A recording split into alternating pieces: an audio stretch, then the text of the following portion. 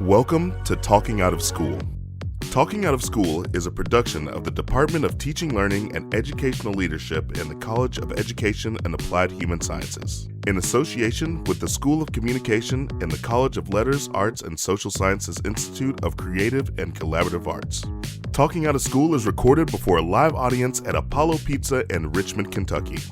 And here's your host, Dr. Raymond Lauk. Welcome, everyone.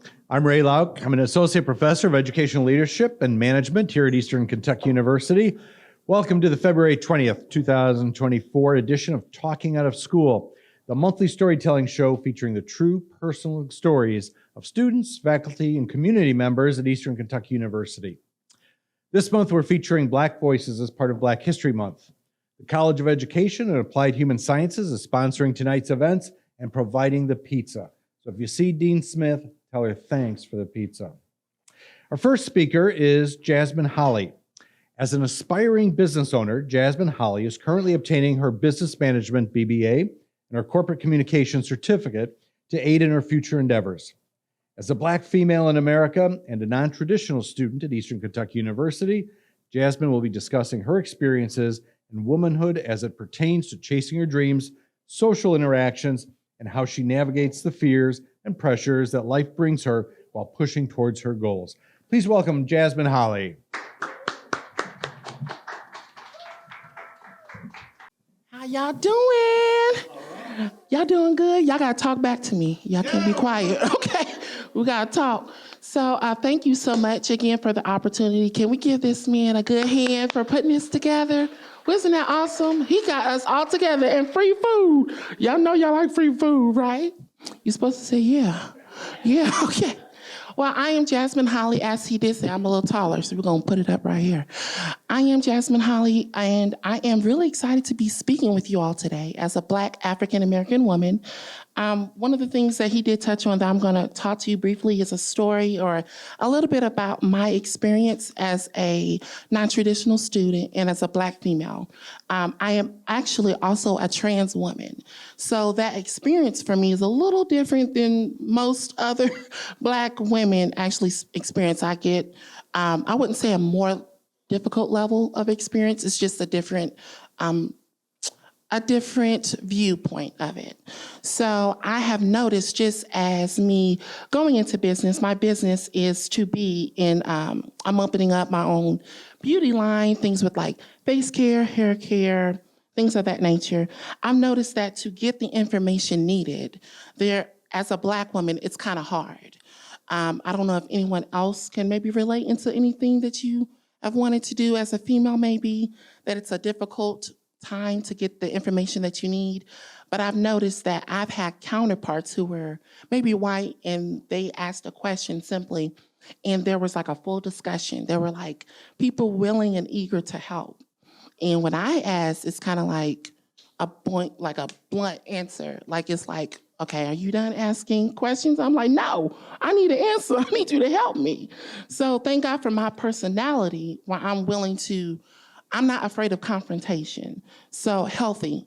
So I'm willing to get what I need to get. So that's maybe another example of the hardships that I have to go through just personally. However, how I overcome that is with my village. So people like Miss Jackson, MJ, I consider her in my village.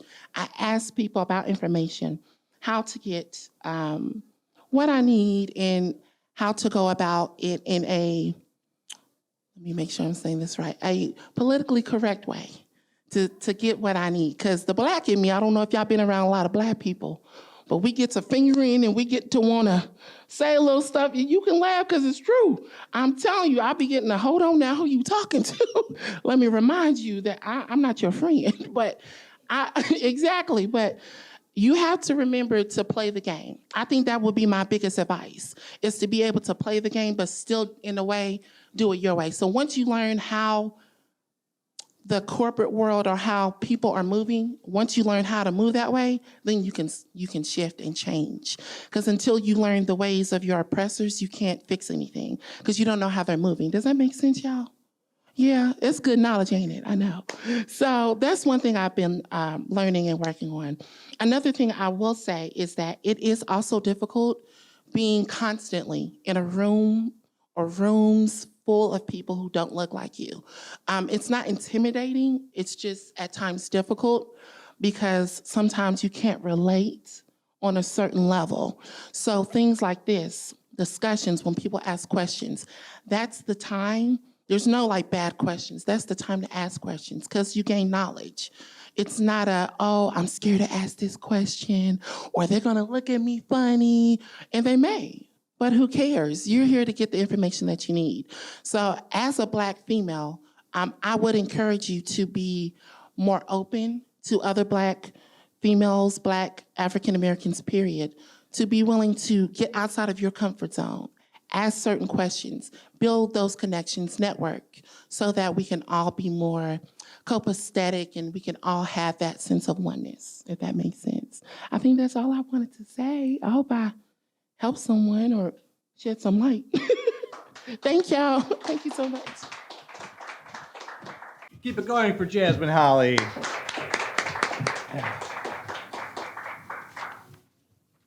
Our next speaker, next storyteller is Martina M.J. Jackson, a mom politico.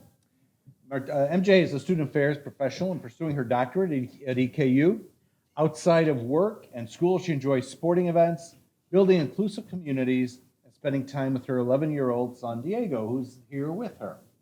Fun fact, MJ is the first Afro-Latina Kentuckian to run for the Kentucky State House in 2022. What MJ may not also know is that she's one of my heroes on campus, because the work that she does is so important, and frankly, the work that she does is under attack in Kentucky. And so she is a fighter, and I'm just so delighted that she's here. So let's give it up for MJ Jackson. Very bright lights, it's okay. Good evening, everyone. Martina Jackson, but I like to go by MJ. And I want to give you just I'm trying to synthesize a lot of experience in a short amount of time. So I haven't done this in a while. I was on the campaign trail for over a year. And so I haven't really talked about my story in a while, so a little out of practice, but so bear with me. I grew up in Oak Ridge, Tennessee, in Appalachia, and I have an African-American mother from the mountains of East Tennessee, and my dad is from Mexico. He's an immigrant from Mexico. And so growing up, I really felt like a unicorn because most biracial kids I knew were Black and white.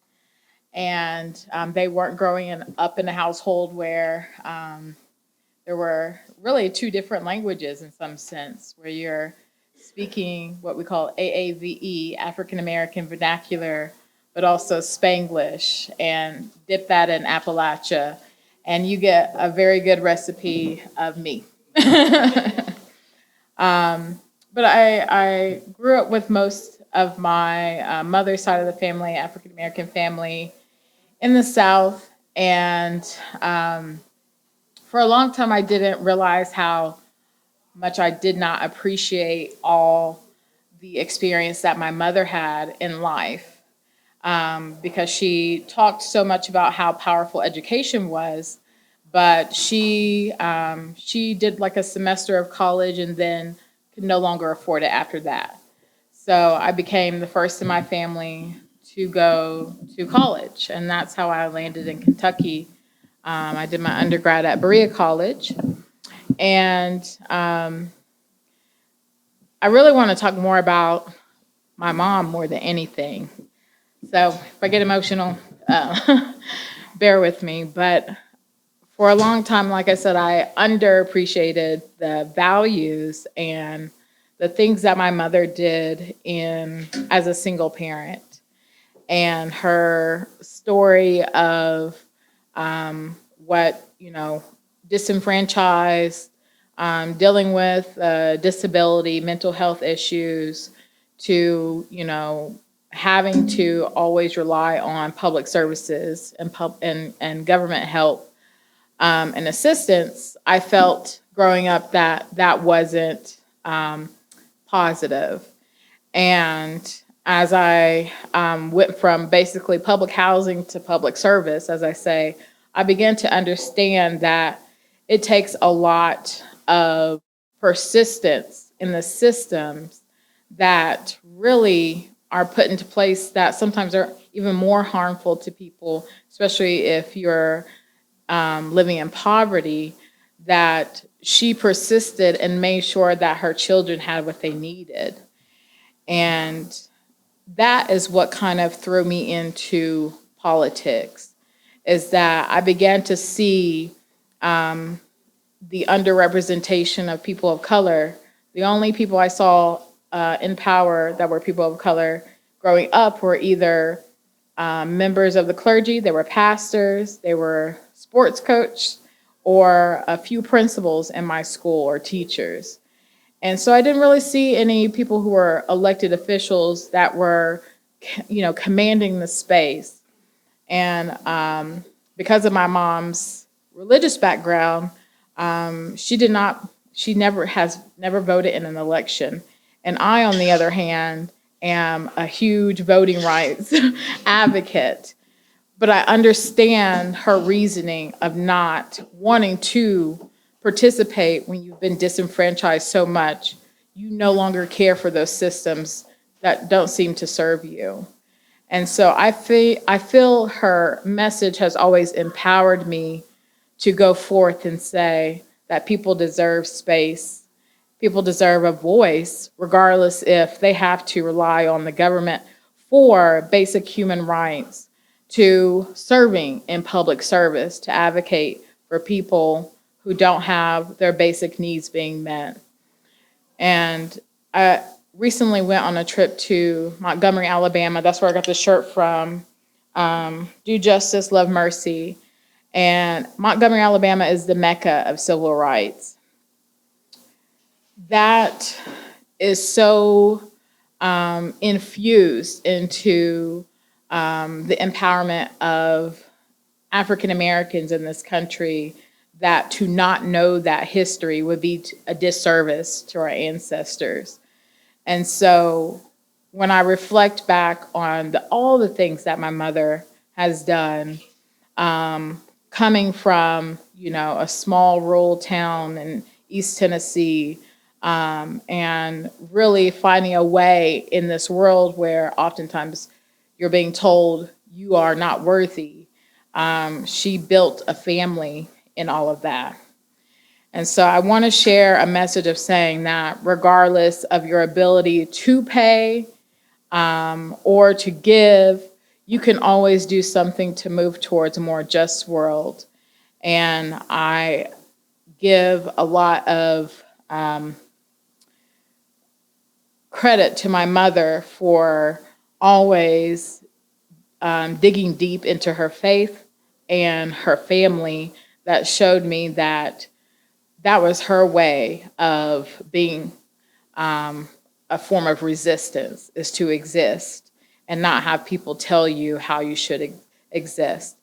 And I think that is really the essence of Black History Month for me, is to remind myself of the things that my mother has taught me and continues to teach me.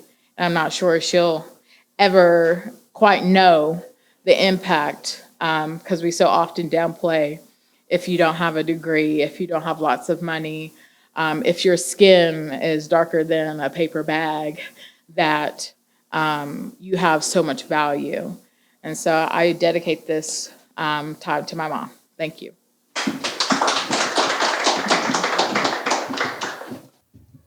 Let's keep it going for MJ Jackson. MJ, thank you so much. And also, any more candidacies in the future? Any announcements tonight? Or good priority. Yes. We'll get once it's Dr. Jackson, then we'll see you back there. Thank you so much. Our next storyteller is someone you've seen every single month here for 3 years. I think it's 3 years, 2 years at least, that we've been recording. Born in New York City, Michael A.J. Randolph serves as senior lecturer in the Department of Communication at Eastern Kentucky University after a long career in broadcasting and education.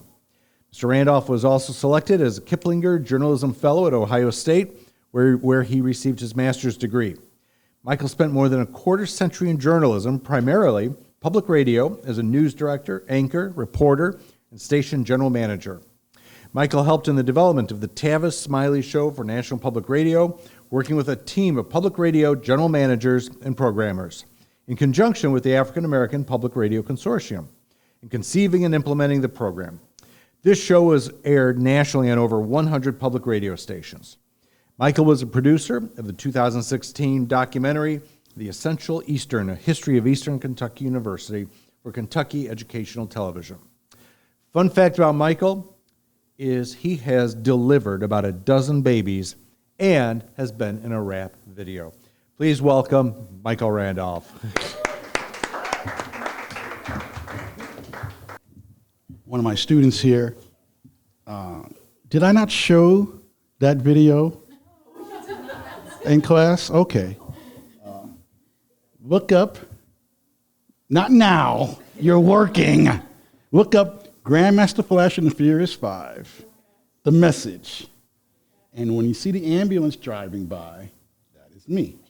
So, driving the ambulance, which has to fit with my story. But before I say my story, I want to say this about, especially listen to MJ. When I was in college in the 70s, I decided that I was going to be big man on campus. I came to Miami University in Oxford, Ohio. If you know anything about Oxford, Ohio is probably less diverse than Richmond, Kentucky. You know, we had a school of 15,000. There may have been about 325 African-American students at that time. But it didn't stop me. I was going to break down doors. I was not going to let anybody get in my way. I was an RA for 3 years, specifically because I thought, if nothing else, for at least one period in their lives, students who were not students of color would at least have one person of color in authority over their lives. And eventually it worked out because in 1980, I was Miami's first homecoming king who was African American. So, boom. All right. That's neither here nor there for my story. When I graduated and did not find a job right away in my chosen career as a journalist, I started working for the New York City Emergency Medical Services. I talked about in college, I was the kind of kid who wanted to sample everything. I wanted to try to taste as much of the apple as I could. I think it's from my New York upbringing. And there was a volunteer ambulance squad in the town of Oxford. And they would agree to pay for your EMT training if you agreed to volunteer for them for at least a year. So I did that. When I moved back home to New York and didn't find a job right away, I was able to transfer my license from Ohio to New York, and then went on. There's 4 levels of EMT. EMT 1, which is basic EMT, EMT level 4, which is paramedic. So I went on and got my paramedic certification. One of the areas I used to work in is the Upper East Side of Manhattan. Now, if you know anything about New York City and the Upper East Side, that is where the wealthy folks live. My area patrol encumbered parts of Central Park, the Metropolitan Museum of Art area. You see the Guggenheim, all that stuff like that on the Upper East Side. I believe it was a Saturday, and we get a call for an injury right there on Fifth Avenue near the Met, right outside of Central Park. We get there, and there's this elderly white woman who had fallen. She had her home care, health care aide there with her and was in obvious pain. So after we get out, I could see from a distance that she had broken her wrist. The medical term for it is a distal radial fracture. But you could see that there was this big lump that one part of her arm was up here and the wrist was down here. So there was no doubt about it that she had a broken wrist. She was on the ground, going back, moaning and wailing. By this time we got there was already a crowd of people. So my partner and I started walking over to her, And the first thing she says before we can even say anything is, I want another ambulance with 2 white drivers. And then next thing I know, it's like, I'm not letting you niggers touch me. And then she starts throwing F-bombs out there. It's like, never let you niggers back in this country, should be slaves. I mean, think of every racist comment that she could make. And I was working that day with Tony Rodriguez. Now, Tony Rodriguez is a very dark-skinned Dominican. So as far as she was concerned, he was black as I was, even though most Dominicans don't look at themselves in the same way that Americans do. So she was screaming and yelling, and of course, her aide is trying to say, just let the paramedics check you out. The people around say, oh, these people are here to help you. It's like, no, you don't know what these niggas are going to do to me. They're going to kill me, blah, blah, blah, blah, blah, blah, blah, blah, blah. So Tony, I could see, was starting to get a little hot under the collar.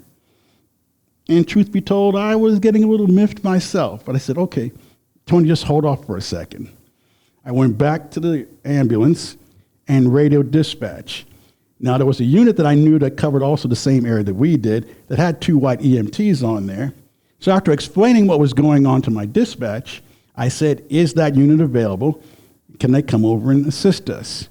Unfortunately, they were already on a call, so they were not available. She's still screaming and yelling, and I could hear her over here.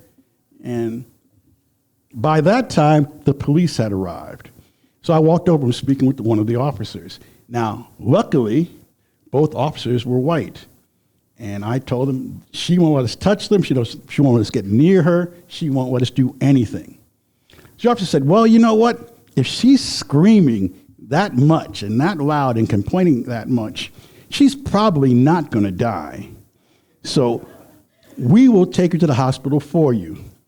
I said, perfect, no problem.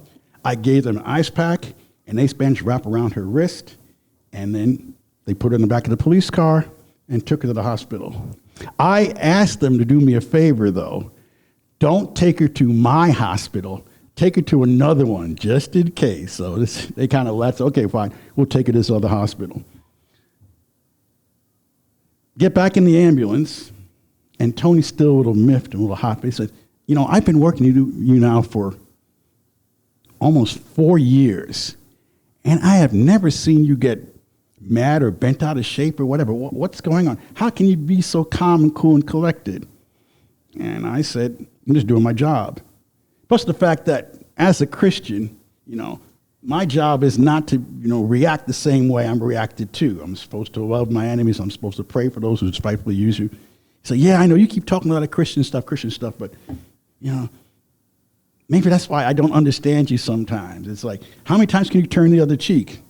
It's like, well, I have no idea, but, I haven't reached that boiling point yet. He said, well, I'm going to check out your church sometime. Unfortunately, he never did, but I found later on he started going to his own church. And the last I heard, and I haven't seen Tony in 25 years, but I had heard that he had become a minister. So who knows?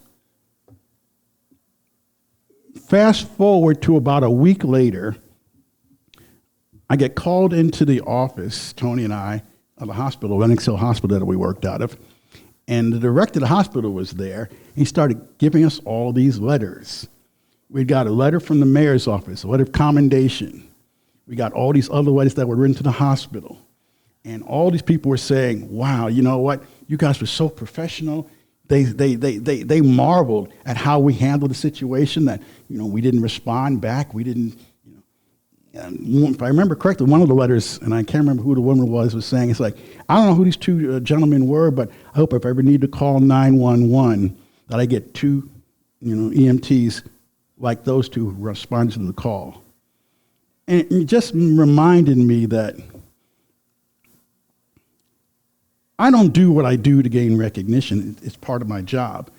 But you never know who's watching. You never know what kind of impression you're going to make on somebody, either positive or negative. And unfortunately, sometimes as black people, we have to be looked at sometimes as twice as good to be considered half as worthy, if nothing else. But it just felt good to know that, people recognize my professionalism. Because if nothing else, I've got that reputation that I have to maintain. I try to do that in every aspect of my life, and even when I'm in the classroom, especially when I'm in the classroom, I should say. But the only thing I could say to anybody is the fact that always put your best foot forward, no matter how much pressure you're getting, no matter what the situation is, because you never know who's looking. You never know who's watching. And you could be speaking a good message to somebody who you don't realize is paying attention to what you do. Thank you.